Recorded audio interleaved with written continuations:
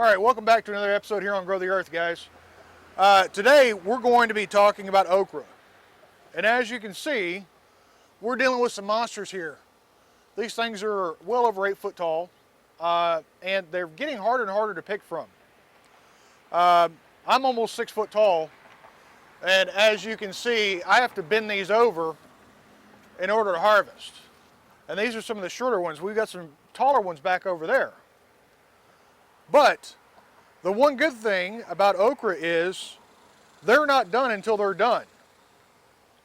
These guys are sending up side shoots now that the tops have started to kind of peter off.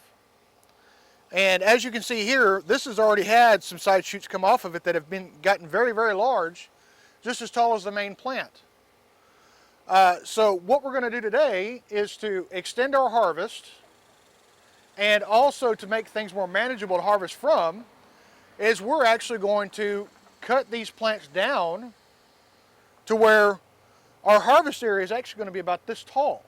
Of course, until these things start growing and they start getting tall, and then we'll just, once they get to a height that is manageable for us, we just got to simply nip the tip off of the top of it, and that'll stop its upward growth. But since we have let these things get out of hand, we're going to actually bring these back to where some of these side shoots are coming off of it. Now I have, these are a pair of heavy-duty rose clippers basically, and I'm just going to come in here and grab a hold of this plant and cut it off. Now,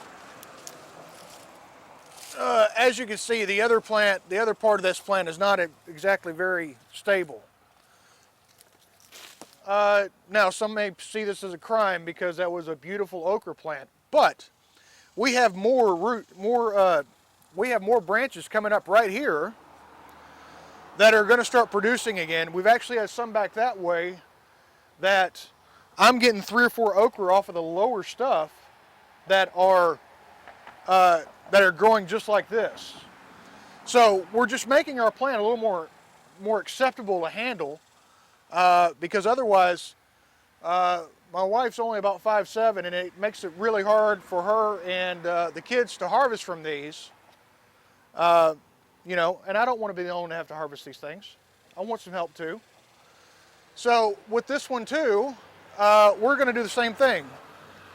Now I'm going to bring you in a little bit closer so that we can show you where we're cutting these and where we're going to not continue to cut from.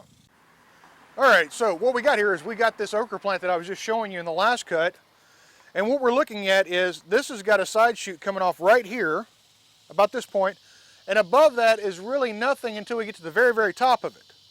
Well, we don't have to continue to harvest up there, so we're just going to come in here and we're going to cut this off level, right above that first side shoot here. Now, again, that's just going to make the plant a lot more manageable. We actually had some other plants that were here in the front, and unfortunately they pretty much died off because these other plants in the back were shading it so horribly that they weren't getting enough sunlight to keep going. Because we know that okra are a heat and a sun-loving plant, and when you start shading them, they go bad really, really fast. All right, now we have another plant here that has pretty much the same thing. The top of this is kind of petered out, but unfortunately we don't have any side shoots to cut back to like we did on the previous one. Now, we can approach this 2 ways. We can continue to let this thing go and see if it goes on ahead and produces some side shoot for us, or we can cut it off and hope that it produces side shoots for us. But the counter to that is it may just go ahead and kill the plant. So you kind of you're rolling the dice here. You know, we're rolling the dice as far as if us cutting this plant back is going to spur it on to continue to grow, or if it's just going to die.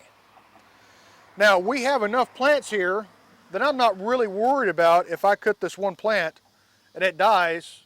I'm not going to lose my whole okra production.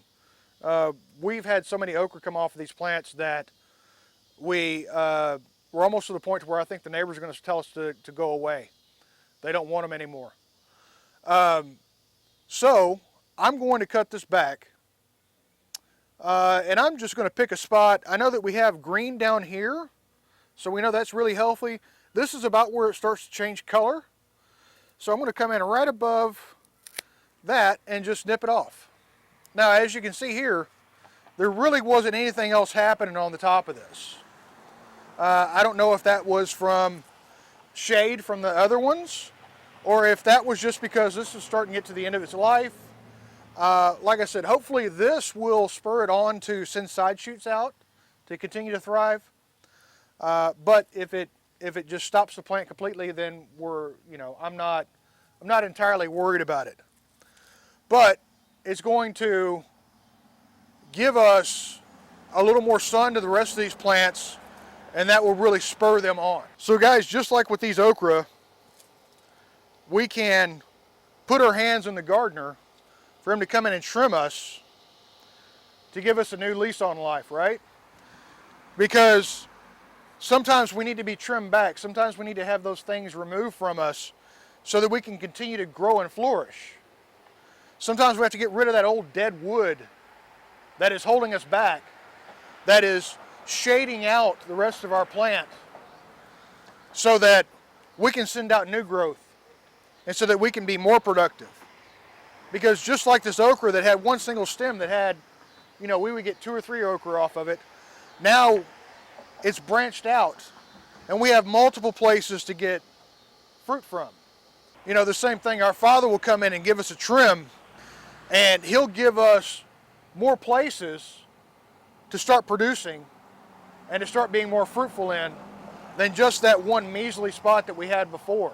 So guys, as always, I ask you to pray over your family, pray over your garden, and have a great day.